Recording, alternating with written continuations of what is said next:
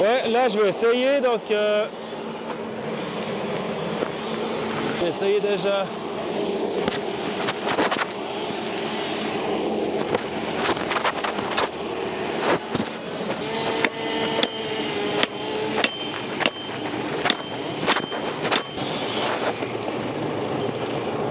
Voilà. Ça c'est pas top parce que la surface là, elle fait vraiment des vagues.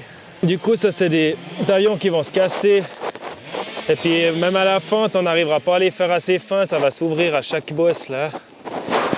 Ouais non, celle-ci, elle a une face qui est pas si mal, mais non.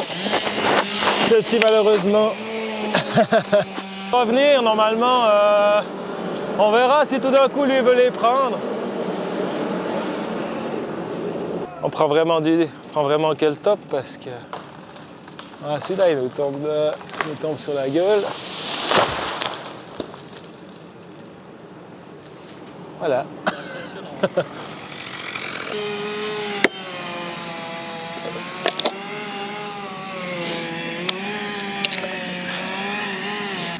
Ça c'est peut-être que sur une partie, elle a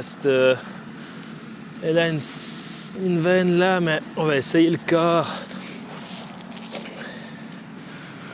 Pas de nœud. On va essayer un coup dans le... Ouais, ça fend quand même. Alors il est lisse, il fend bien, mais par contre celui-là il est tout vissé. À voir la première là. Alors ce qu'il fait, si tu veux, il est vrillé comme ça.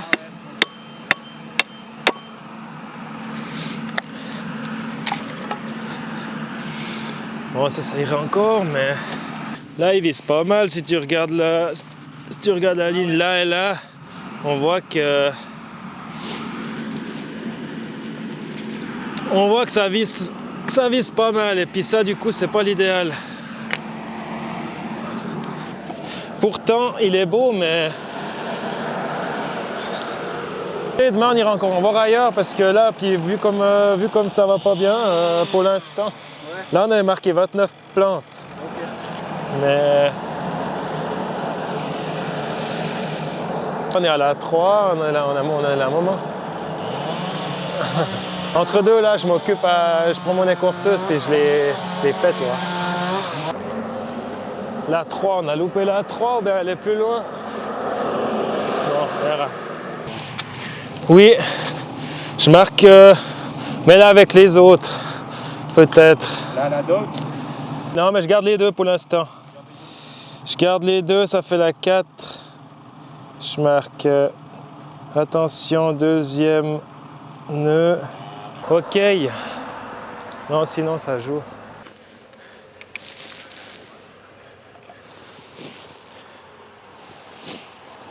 Voilà ça.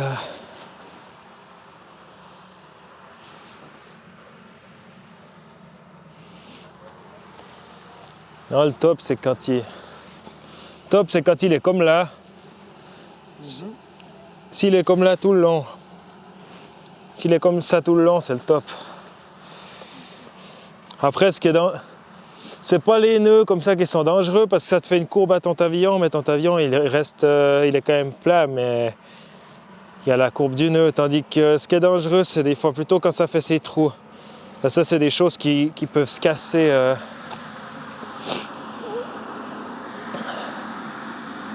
Tu veux que je les trace? Alors ça c'est le haut. Voilà.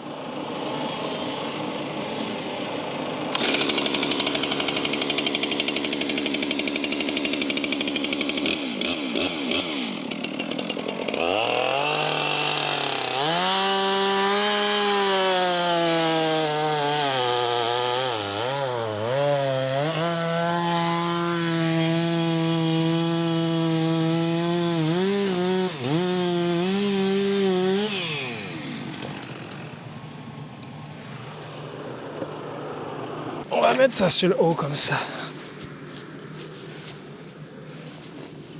Chacun son tour, on essaye ce qui vient, puis voilà, si tu l'essayes, tu vois si tu la veux ou pas. Puis Je vais essayer ça. J'ai aiguisé la coupe-foin. Je vais essayer pour écorcer, mais je sais pas si ça marche.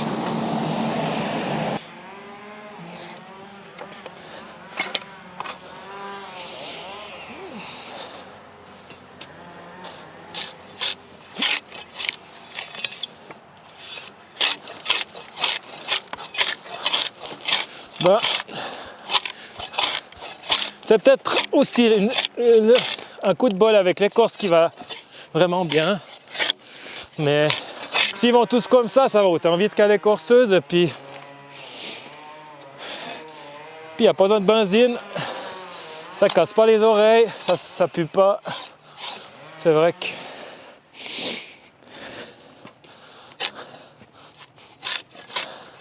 Après là, c'est vraiment un qui va bien.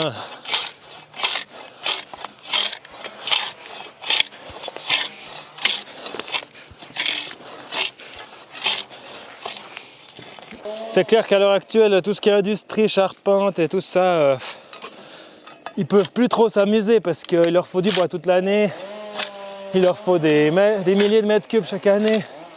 Ils peuvent pas s'amuser à couper du bois que 2 jours par mois parce que c'est la bonne lune. Toi.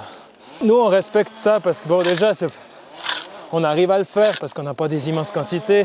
Moins il y a de résidus de sève dans l'arbre, moins il y aura d'attaques de parasites ou de champignons ou autres. Du coup, la lune, elle a un effet sur tout ce qui est liquide en fait. On voit les marées. On voit déjà les marées, ça monte, ça descend en effet sous l'influence de la lune. Et tout ce qui est liquide, ben, on voit les gens, les animaux, tout le monde est... On dit qu'il y a des gens, des fois, ou des animaux qui sont lunatiques, qui ont des comportements différents selon. C'est juste parce que c'est tout ce qui contient des liquides. Avec l'influence de la lune, ça monte, ça descend, ça peut influencer sur... Donc dans les arbres, il y a du liquide aussi, puis c'est pour ça que on choisit de les couper en lune descendante et décroissante pour que vraiment ça soit le plus bas possible, puis qu'on ait le moins possible de résidus dans les plantes. D'où le fait aussi qu'on les coupe sur l'hiver, où déjà la sève est descendue, mais on regarde quand même en plus la lune pour avoir encore une chance de plus, quoi, disons. Pour avoir une qualité de bois le mieux possible.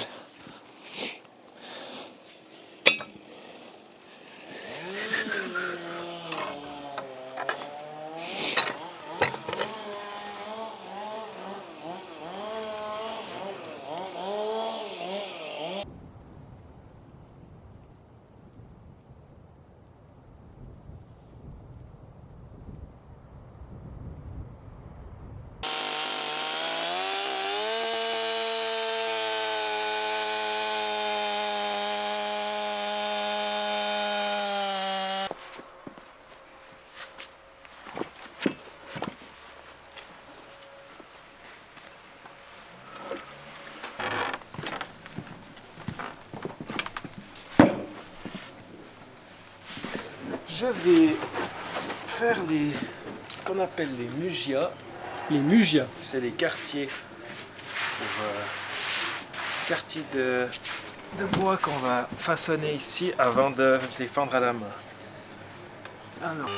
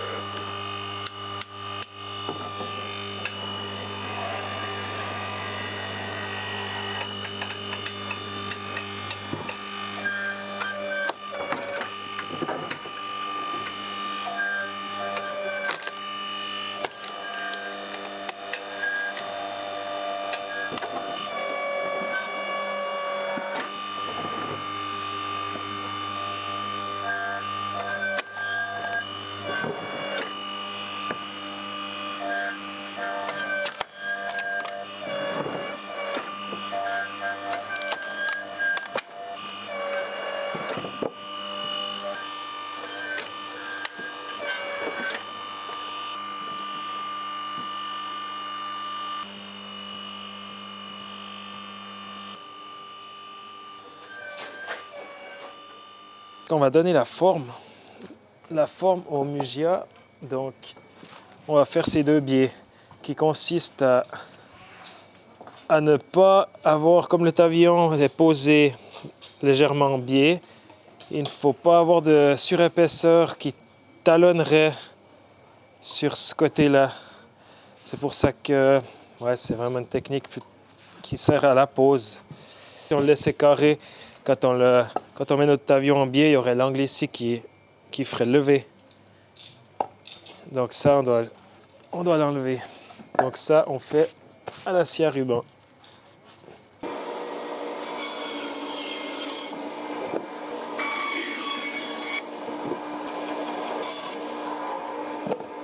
Mais il faut quand même qu'il se déglace. Il faut que ça fonde gentiment.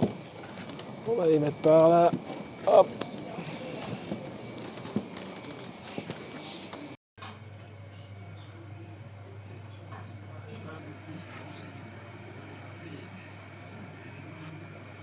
On a notre morceau qu'on a préparé avant, notre Muggia. Et maintenant, la dernière étape qui est la fente à la main. Donc, pour commencer, après il y a plusieurs techniques, pas tout le monde fait pareil, mais moi pour commencer, je les trace déjà tous. Donc là, c'est toute une division qui se fait à l'œil.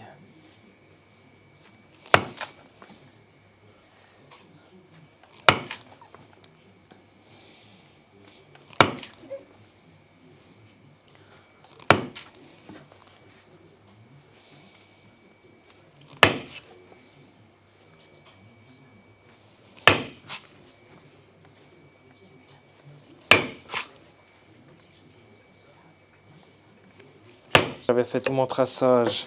Maintenant, on les sépare. Donc là, il y a une partie où on doit voir et puis on doit vraiment guider. Là, on voit que j'ai 2 tavions de chaque côté du mon couteau, mais là, on voit bien que ça part vraiment ici. Donc, en fait, en tirant en avant ou en arrière, on arrive à diriger la fibre et puis à corriger un petit peu. Celui-là, c'est pas... Celui-là, il était beaucoup plus épais ce côté. Et après, si on a du surplus, on enlève comme ça. Celui-ci, c'est un que j'ai forgé, pas tout seul, mais j'avais été faire un cours de forge à la forge de Malray, dans le Jura, chez Serge Thurberg, qui me fabrique des outils. J'avais été faire un cours de forge et justement on avait fait ce fer à pavillon là. Alors voilà, on doit faire tout notre stock pour la saison de pause qui est en montagne à partir du mois d'avril. Ça dépend tout de l'altitude bien sûr, mais on a déjà des chantiers des fois. Entre l'automne ou le printemps, on fait plutôt des fois des façades en plaine ou des toitures, mais qui sont à plus basse altitude. Et puis après, en gros de l'été, on fait vraiment ski en montagne. Alors du coup, l'hiver, c'est la période où on peut faire notre stock. Parce qu'on n'en fabrique pas le reste de la saison, on les fabrique vraiment que l'hiver. Voilà. On va chercher notre bois au mois de novembre et puis jusqu'à la fin mars, je dirais, on fend. Ouais, tout le bois, on le prend toujours vraiment le plus proche possible. On en a quand même assez dans le coin sans devoir aller en chercher à l'autre bout du pays. On trouve toujours avec les forestiers vraiment de la région. Ouais.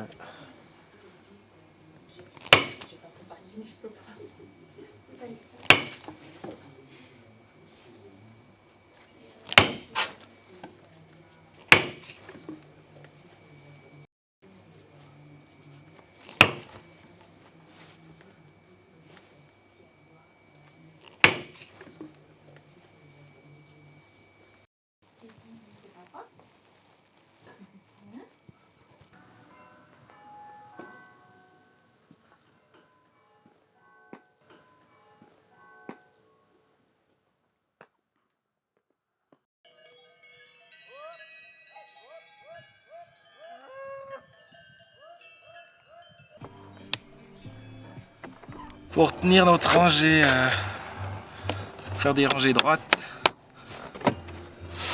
On tend la ficelle et puis on suit ça, comme ça on est droit. C'est vrai qu'il est de 1890-95, je crois. Juste avant 1900, alors qu'il y en a quand même pas mal qu'on fait qui sont dans les 1700 à 1800. Ouais. Il est pas génial, c'est vraiment. Ça dépend des chalets, il y en a certains qui t'es pas obligé de refaire un pavillon. Certains t'as pas le choix, puis certains peut-être des plus récents, des fois t'es pas forcément obligé. Par contre, si tu le fais en pavillon, tu touches des subventions, alors que si tu mets une autre couverture, ça, tu touches rien quoi. Après, on met à 10 cm.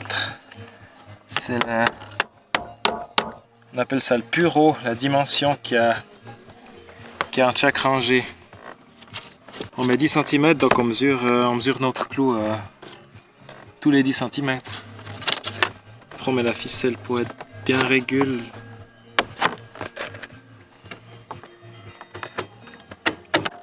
Voilà, on va mettre une traverse pour compenser ce qu'on arrive juste à défaut avec la latte, alors pour pas que le tavion il passe dans le trou et qu'on perde de l'inclinaison, on met des tavions, on prend des tavions des qui sont cassés ou des moins beaux ou quelque chose qui est un peu comme des déchets, puis on les met en travers. Comme ça nous fait un appui pour quand on tombe justement comme là, juste à défaut avec la latte. C'est de temps en temps, une rangée de temps en temps qu'on arrive à défaut, surtout avec les anciens lattages qui sont pas toujours très bons. Là il est assez serré. Mais... Là on fait que c'est deux faces.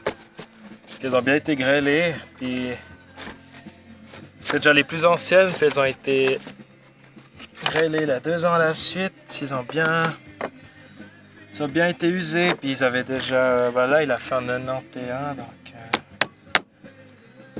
il aurait pu tenir encore quelques années, mais la grêle n'a pas aidé. Triangle là, il y a 45 mètres carrés, puis il y en a environ 200 et 250 pavillons par mètre carré. Donc je sais pas le total, mais... Normalement, tout doit être utilisable quand on les fabrique. Les fabrique à l'atelier. Normal, ça arrive qu'il y en a des fois qui sont dans des paquets qui ne devraient pas, mais normalement, quand on fabrique, on trie et puis on met que... On jette déjà la fabrication, ce qui ne va pas. On va finir ça avant pas que ça sèche, puis on va aller manger.